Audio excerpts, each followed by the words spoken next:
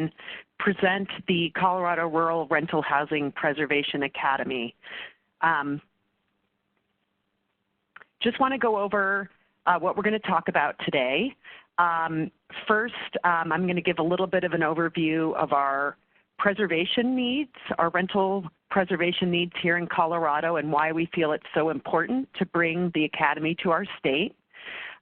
Susan's going to give an overview of the Academy and what it entails, and then I'm going to give you some information about the application process for a cohort of nonprofit organizations that can attend the Academy and our timeline for those applications.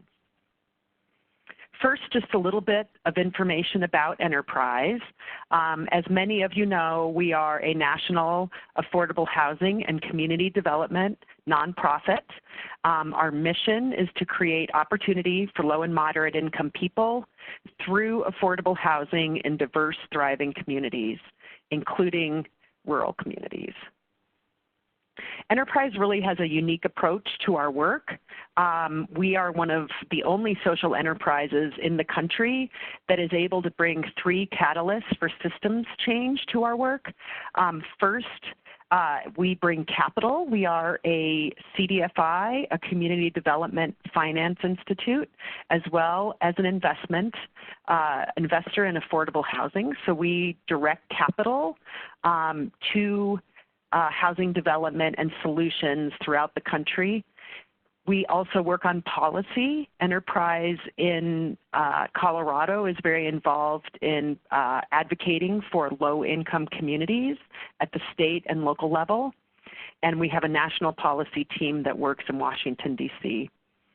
We also develop creative solutions that deal with our local housing issues across the country. And so in Colorado, one of the solutions that we're working on is solutions like our Rural Preservation Academy to deal with preservation needs throughout the state. Just a little bit of additional information about our work in Colorado. We have been investing in affordable housing throughout the state for over 25 years. That includes investing in new housing in communities through the Low-Income Housing Tax Credit Program, through our loan fund, and specifically in the Metro Denver area through our Transit-Oriented Development Fund that's used for land acquisition near transit. We've worked on policy at the state level. We and our partners were successful in passing many tenant protection bills last year. We worked together with the partners to advocate for new funding resources that will flow through the Colorado Division of Housing and CHAFA.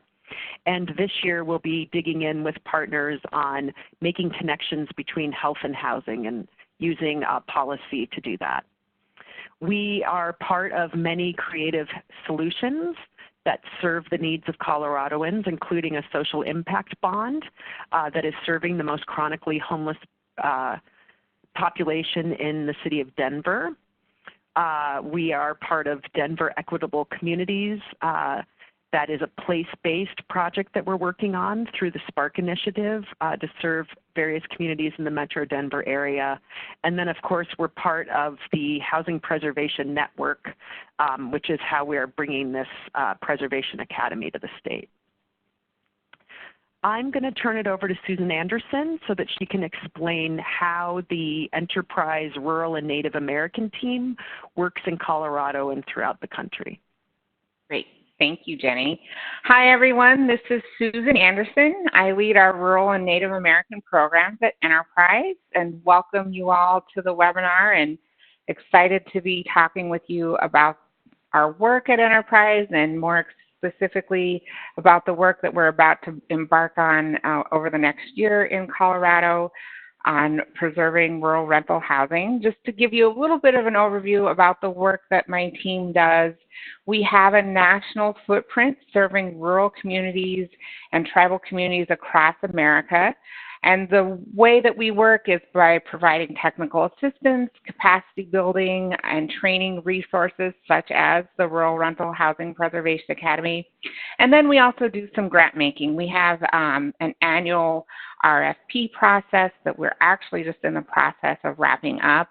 And so we support our community partners on the ground with that program, providing pre-development or organizational support or program support to meet their needs in those communities. So with that, I'm just going to give a little bit of a highlight over some trends and barriers that we see in Colorado, but I will say that these barriers to solving rural housing needs this list explicitly came from a tour a few years ago done by the Division of Housing, CHAFA, and Housing Colorado, a listening session from a few years ago just to see what barriers exist to meet rural Colorado needs. And I would say these are pretty reflective of some of the challenges and needs that we see nationally as well. So just to quickly run through kind of what the lay of the land is, so to speak. Obviously a lot of the rental housing stock in rural communities is aging and has significant needs for rehab and repair. And then also, sort of the premise of why we're bringing the Preservation Academy to Colorado is just the number of housing properties that have subsidies in them that are sort of at their end of restricted use period or loss of subsidy in the horizon. This is especially true of USDA's 515 housing stock.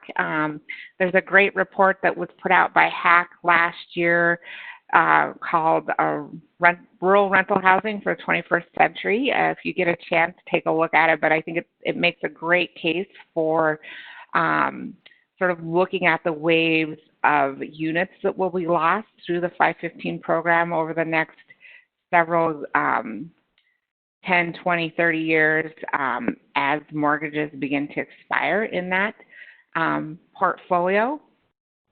And certainly, tax credit properties at year 15, just a lot of need for preservation to keep those properties affordable as well as safe and habitable. Other challenges and barriers, seeing in communities is just the cost of land or cost of infrastructure to do development, and then certainly just the lack of financial resources and having to really get creative and bring a lot of different financing sources together to make a project pencil. And then obviously in rural communities, you're operating at a different scale, which often can be challenging, especially when you're looking at different financing sources. And here's some common themes that I think also are reflective of some of those barriers that we just highlighted. And these themes actually came from the most recent listening tour that the Division of Housing and CHAFA and the Colorado Coalition for the Homeless did. I think the last listening tour just ended last month. And so these are some of the highlights that came out of those listening tours of just talking to stakeholders about what are their most pressing housing needs in the communities. And these are the high priorities that emerged from those. So obviously preservation is a big need, as well as solutions that can really fit the need of the community's size, including the financing tools that can meet a smaller scale. And then obviously every community has their own unique needs and challenges, and while there might be some commonalities between them, every community is its own community. And so there isn't any one silver bullet or blanketed approach that can be brought to every single community. And again, I think these themes and barriers are very common nationally, and so that's part of why our rural team put together the Rural Rental Housing Preservation Academy. We piloted it in Texas over the last 2 years or so, and are very happy to be bringing this model to Colorado, and really want to send a special thank you out to our sponsors and supporters of this work for making it possible. The Colorado Health Foundation is a big supporter, and Fannie Mae, as well as the Colorado Trust. So thank you to all of our funders for making this program possible. Just to give you a brief overview of what the Academy is, really it's a series of no-cost trainings as well as learning sessions that take place over several months that is really designed to help rural housing providers or existing owners and operators preserve their housing stock, and whether that's, you know, a USDA 515 or 514 project, whether it's HUD or tax credit financed housing, just really looking to provide some training and resources and education to groups either looking to preserve existing housing stock or acquire housing stock for the purpose of preservation. Just get this information and resources out to folks through these training sessions. I will say that the Academy, all of these training sessions will be open to anyone that wants to participate. You do not have to go through the call for applications to participate in those sessions, but we'll get into why you may want to be an applicant as we go through the PowerPoint. But as I said, we piloted this in Texas over the last year and a half or so, and just had great success and saw just the thirst for this information and the need for this training. And so we're really happy to be bringing it to the state of Colorado. So with that, I'm going to turn it over to Jenny, and she'll talk a little bit more about what do we mean by rural, what types of portfolios are we looking at, and then we'll get into more details about the Academy and the application process. Thanks, Susan. So what do we mean by rural, and what properties in Colorado and communities in Colorado might be able to participate in this Academy? I know we've already been asked this question by some of our partners, and it's a good one, especially because different programs use different definitions of rural. And one of the really exciting things about the Academy as we bring it to Colorado is going to be that we're expanding it beyond what was done in Texas, where the focus was just USDA 515 and other USDA financed properties, to really include all restricted properties that that are at risk of being with risk of having their restrictions lifted and periods of performance ending. So in Colorado, the way that we are defining rural is flexible. Really, it's properties that are in any county other than Denver and Jefferson County, other than in the cities of Fort Collins, Colorado Springs, and Pueblo. We want to target properties that are financed through USDA, and we realize that some of those are in counties like Larimer County, Boulder, and Adams County that may not now be eligible for USDA financing, but were in the past. Those properties certainly we want to have as part of the Academy.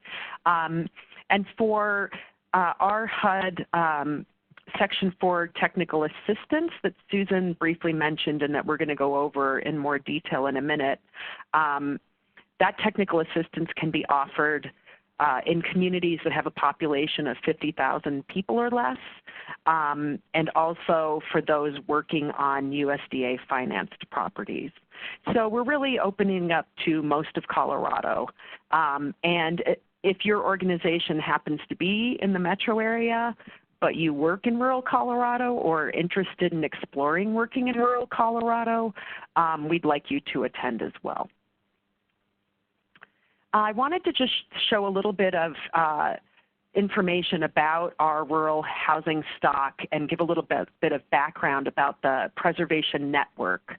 As I mentioned, Enterprise has really been digging in with our partners on preservation efforts throughout the state, and that's coordinated through the preservation network led by CHAFA. One of the exciting things about our Academy is we think about who's going to be partnering with us, especially in some finance sessions that Susan's going to go over, is that we've got CHAFA and the Division of Housing as partners who will be helping us with that so that we can dig in and talk about preservation and finance of properties that are subsidized through the Low-Income Housing Tax Credit Program, the HUD Section 8 program, HUD Mod Rehab program, properties that may just have a restriction through the Colorado Division of Housing, and those that, again, are financed through USDA. So this is a slide given to us by CHAFA that maps out properties in a database that they have called the Preservation Database, where CHAFA and our partnership are really tracking the restrictions on properties that are throughout the state, and trying to make sure that as properties get towards the end of their restriction periods, that there is a plan to keep them affordable, and especially for those that have rental assistance, to make sure that the rental assistance stays intact. Because we know in any community in Colorado, but especially in rural Colorado, those properties are key to the economic vitality of their community. I've got another map here just to show the USDA properties throughout the state, and you can see from both of these maps that you know, we have properties everywhere in Colorado. We have properties down in the Durango area in southwest Colorado, Larimer and Weld counties, over on the western slope in Grand Junction, Montrose Delta, and then there's quite a large inventory in southeastern Colorado. And we're really hoping that we have participation in the Academy from partners, owners, interested buyers from throughout the state, and interested participants who are, want to preserve properties really scattered throughout the state. That's our goal. I'm going to hand the baton back over to Susan again so that she can go through the detail of the Academy and what the year is going to entail. Great. Thank you, Jenny. So just to give you an overview of all of the Academy sessions, we'll kick it off in April, and the first section really is going to dig into all of those programs that Jenny just mentioned and look at different resources that have made rural rental housing affordable and get to know the ins and outs of those programs and ways in which to potentially approach preservation depending on different levels and layers of subsidies and programs in those properties. And then the next session will really dig into the transfer process for USDA properties. You know, it can potentially be a challenging process, but it doesn't have to be. And so this is really helping folks get an understanding of how to make that process as easy and pain-free as possible, as well as fast and quick as possible as well, and even give folks some experience of just looking at the tools and paperwork and processes to get started on a transfer. And then the third session will be a buyer-seller conference, sort of a matchmaking activity, if you will, of bringing together, especially for USDA's 515 portfolio, looking at bringing owners together, you know, folks that are looking to get out of the program and divest themselves of their portfolio, with organizations that are interested in acquiring and preserving the affordability of those properties. The next couple sessions are just really starting to dig in at looking at different financing resources and case studies of how different preservation deals have been structured, and how to start to layer or put together the capital stack and develop even pro formas for preservation efforts, and just what are different resources that are out there and available, and digging in on financing. It's really the big piece of getting a deal done right is the money. And then the next session will look at supportive policy, so bringing together case studies from different states that have enacted or adopted policies and programs that are geared towards preserving their rural rental housing stock. And then also just having a dialogue and discussion about what are things that we should be advocating for or looking to implement in the state of Colorado to further efforts geared towards preserving rural rental housing in the state. And then the final session will be on property management via great. So now what? You're in the program, you've gotten a new subsidy or resource into your portfolio, or perhaps you are in the process and or will be acquiring into a program. How do you do quality property management and all of the compliance that comes with it? And so that's a high-level overview of all of the sessions and the dates that we'll be having them in the state. I will say that all of the sessions will be in the city of Denver. And again, anyone can attend these sessions. So if by the end you think to yourself, I want to attend sessions 3, 4, and 5, but I don't need session 1. I'm not interested in being part of the cohort, but I definitely want to attend. Be sure that you email our host, Adrienne Norwitz, so that you get on our list for sending out information and registration details about the session. Again, these are open to anyone that wants to attend. So you may be asking yourself, well, if they're open, why should we apply for this through this call for applications? Like, what does that mean?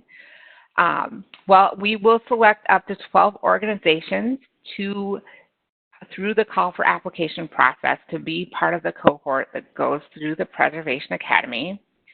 Those organizations will receive travel support to attend and participate in all 7 sessions. And I will say, that travel support can apply to multiple staff members at the organization. It doesn't just have to be for a single person at that organization. I think, the more relevant staff that you have in attendance and participating at the appropriate sessions, the better. And then in addition to the travel support to attend and participate, those 12 organizations will also receive technical assistance. And then also, as I mentioned at the top of the hour, we have a grant-making program that is open to community development corporations and nonprofits. And certainly being a participant in the cohort and having a pipeline for preservation will give you a heavy competitive advantage in that process, whether that's pre-development funding you need or staff funding for staff time to work on preservation efforts, what have you. It really cues you up to be a recipient of those grant funds. So what is the technical assistance? And really here what I want to emphasize is that, here's some examples of what technical assistance might include, and I'll give off some other examples, but really the purpose of the technical assistance is to be on a targeted and tailored basis for the recipient of the technical assistance based upon what their preservation goals are. And so it might be, property identification if you're looking to do acquisition, trying to figure out an appropriate selling or purchase price and negotiating with the seller, or maybe, you have an existing property that you're looking to preserve and you need help, putting together the PAT or making an application for the NPR process if and when that becomes available again, or just looking at other financing sources. Maybe it's help just coordinating with different agencies, whether that's USDA or CHAFA. Maybe you need help navigating the CNA process because you haven't done one for USDA before. You're only familiar with how it works at HUD. So just really there's a wide range of things that would be available under the technical assistance, and really that will be identified once we sort of understand what the preservation goals of the organization are and can go from there.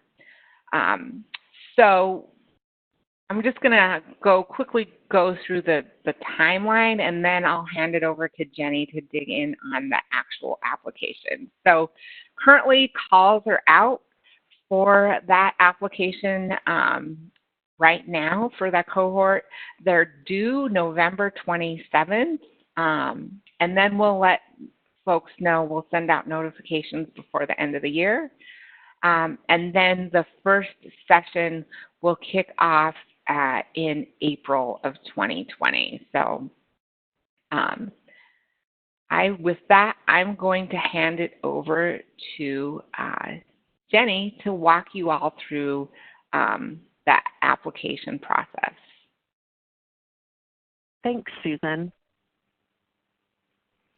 So as Susan mentioned, and I want to reiterate, the application that's online is for this cohort that allows an organization to get a travel stipend and tap into that TA.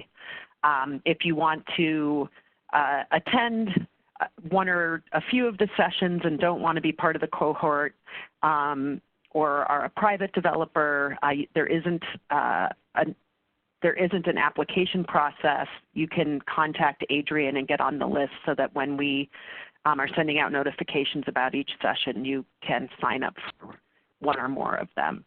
We really want to have as many participants as we can who come. But the nice thing about the cohort is that we have some subsidy, and really hope that we get 10 to 12 organizations that can participate in all the sessions and are really supporting each other and, you know, become a group that travels through this academy together. So I'm going to show everyone after a few slides where to find the application on our website and what it looks like. But let's go through just some of the basics of the application for the cohort first. To be eligible for the cohort, an organization needs to be a nonprofit or a housing authority with a focused or interest in preserving USDA RD, Section 8, low-income housing tax credit, or DOH-funded and restricted properties, or be a for-profit organization with an existing portfolio of USDA and the same types of properties. We want applicants to be interested in looking at Colorado as a focus. It doesn't preclude organizations that work in multiple states from applying, but again, this is just a Colorado-based academy. Really, to be part of the cohort, we want staff to be dedicated and commit to coming to all of the sessions. Like Susan said, that doesn't need to be the same staff person for the whole time, but we do want to have some higher level staff coming. So whether that's your executive director or CEO and or your development staff, certainly you know the best folks in your organization who should be attending. Again, we want those in the cohort to participate in all the academy sessions, and each is about a day and a half. And it will require traveling to Denver if your organization is located outside the Metro Denver area. The nice thing about applying, again, is that you can work with our rural team as a TA provider, and so you will be able to tap into that technical assistance. We also will be helping with internal coordination and communication with applicants and participants. So what's the period of this training? As Susan showed you on the slide that showed the 7 sessions, we'll be starting in April. We decided to start after the intense snow season in Colorado, and we'll be wrapping up in November, again, to try to avoid travel burden in the winter. Each cohort member does have to provide some information that helps us with our evaluation of the impact of the academy. It's not a heavy lift. They are training evaluations, post-training surveys, things like that. And then any work products that are produced through the training and the technical assistance would need to be shared with Enterprise.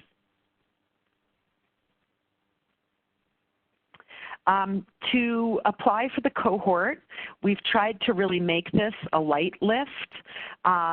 We are asking for each applicant to submit an organizational narrative, and it really doesn't need to be any more than 5 pages long. We're going to ask for your current housing portfolio, and I'll show you the chart from the application in just a moment. That includes the financing structure, target population, and number of units in that portfolio.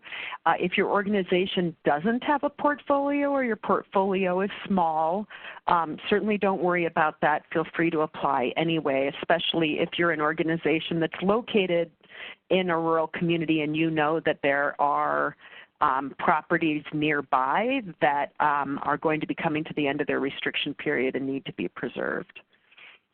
We want to know about your existing agency programs. What makes you think that a preservation effort would be a good fit for your organization, and what have you been doing in your community? What's your property management structure? Do you manage your properties if you have them in-house, or are you contracting out for management? And, you know, we have some organizations that are managing properties for other owners. We'd want to know about that as well. If you are contemplating a purchase of a property and want to come to the Academy because you're interested in expanding your portfolio, we want to know why you've come up with that plan for expansion, what that plan is, and you know, how you've thought through that. And then what does your organization hope to gain from participating in the Academy? Is it that you're planning on expanding your portfolio and, you know, this is a great way to learn about how to do that and the types of financing that are available to do that?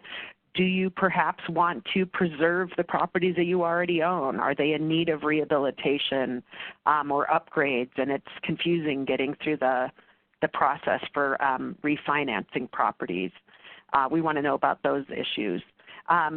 And then we want to have some brief bios of your development staff and agency leadership who would be participating in the Academy.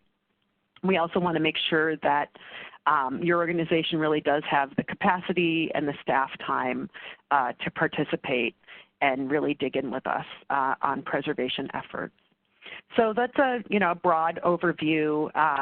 Again, the organizational narrative doesn't have to be super long, but we want to know something about your organization as you apply. And as Susan mentioned, applications for the cohort are going to be due on November 27th at 5 p.m. And they can be sent to her, and we've provided her email here. I'm going to switch over to the internet and show you our grants page. So the application itself is housed on the Enterprise Grants page. If you search, you can find it, and there is a link in the slides and in some of the emails that you've been getting to this application. You can scroll down. You'll see the Colorado Rural Housing Preservation Academy, call for applications here. You just need to click on the application and you can find the documents. I'm going to show you just where that chart is. You'll see we've given some overview of the Academy, our goals for the Academy, details on each of the sessions. So even, it's a good idea, I think, for anyone who's interested in attending to take a look at this application and understand what our goals are for each of these sessions, even if you decide not to apply for the cohort. What are the outcomes that we hope to have? And then here's some more detail on the eligibility criteria, the timeline for the Academy, and the submission requirements. We also have the chart that just asks for a little bit of information about your organization's existing portfolio. Certainly feel free to copy this chart and add additional properties if you have them. As I said, we're going to have a maximum of 12 organizations in the cohort. Doesn't mean that we have a maximum of 12 organizations who can participate in each training. And in the selection criteria here, we've provided our weight for scoring and choosing organizations that will be part of the cohort. We've got your submission instructions and our contact information. So if you have any questions before the deadline, please reach out to Susan, Adrian, or myself, and we're glad to answer any questions that you might have.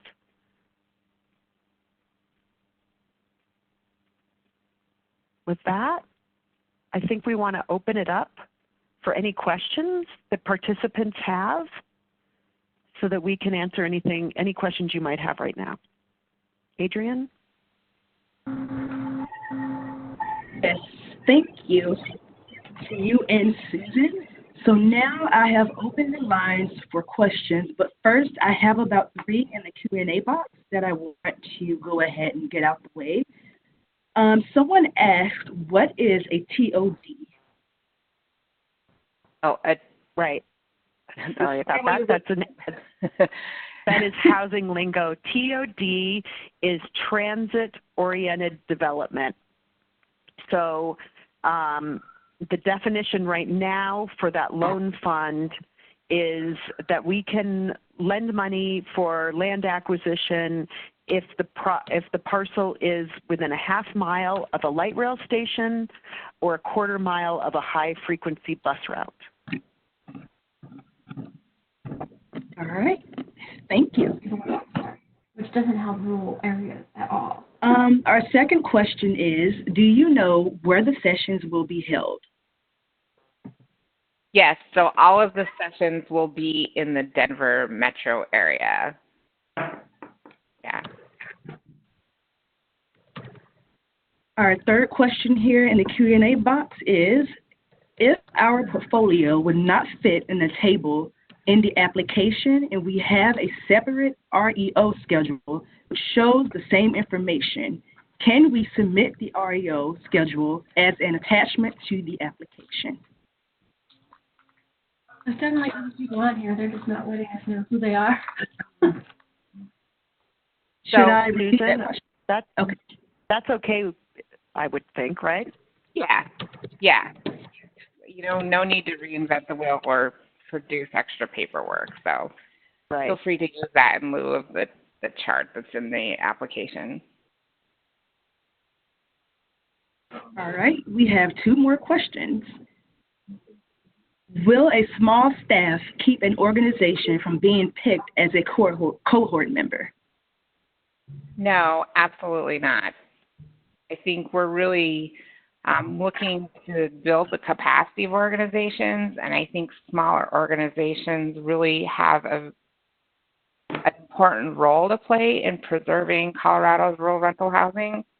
And in many ways, this academy in part is geared towards those smaller organizations. You know, a large organization that has, 30 employees or something, they're certainly welcome to attend and participate and apply, but this resource may not have as wide applicability as maybe a smaller organization it would. So I would encourage you to apply. All right, perfect. And the last question is, if we don't apply to be a cohort, can we still attend one or more sessions of interest? That several times. Absolutely. So if you don't want to attend all 7 sessions, but are interested in some of the sessions, please just email Adrian, and she put her email address out in the chat box, and just let her know you want to be put on the registration email list for when we send out the registration for each session. But if you are not interested in attending all sessions, that would exclude you from being a cohort participant in getting the technical assistance and the travel support. All right, awesome. So that was the last question in the chat. Your lines are unmuted, so if you want to ask your question, then you can go right ahead.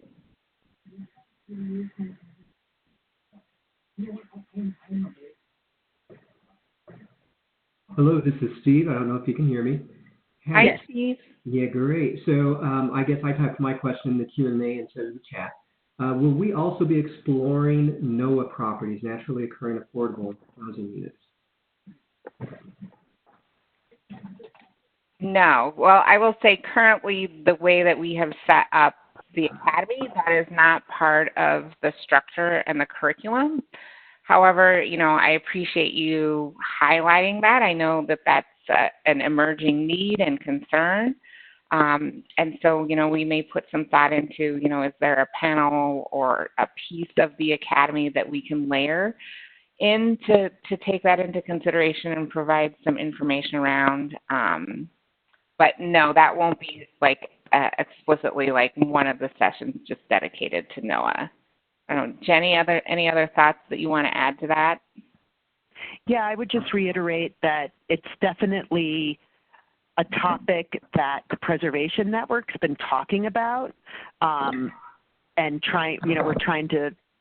we're talking through what that inventory looks like and housing stock that's naturally occurring. We know that a lot of rural rental housing is naturally occurring. We've been talking about developing different financing tools, but it hasn't been part of our discussion for this academy.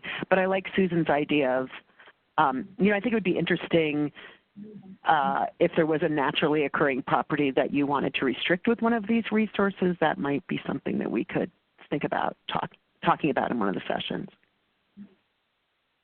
Okay, thank you.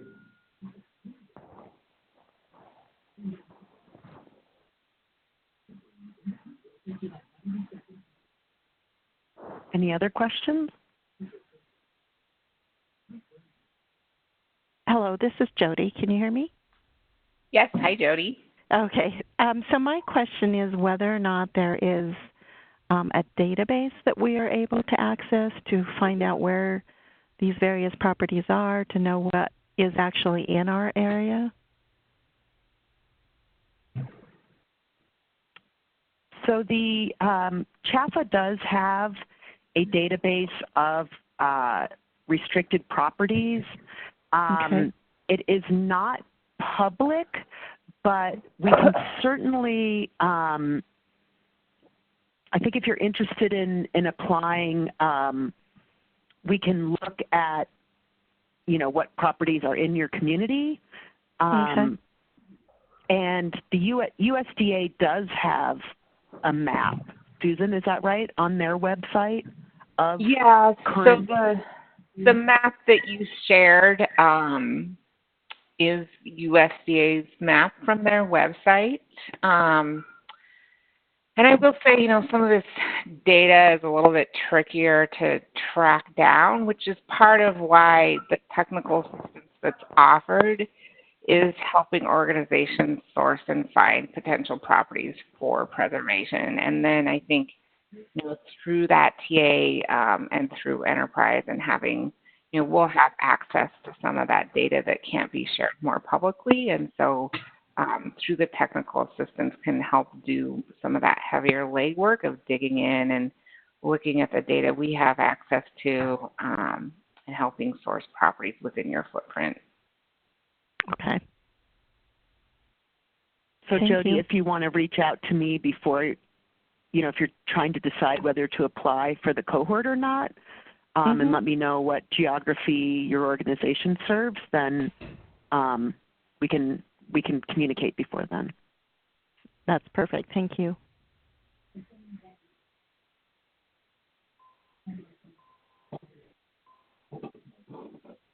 Any more questions?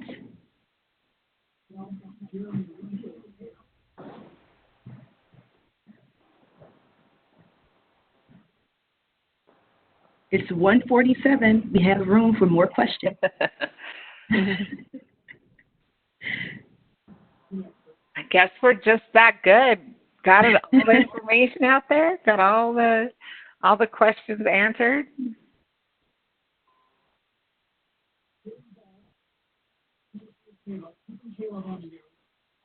Okay, well, we're looking forward to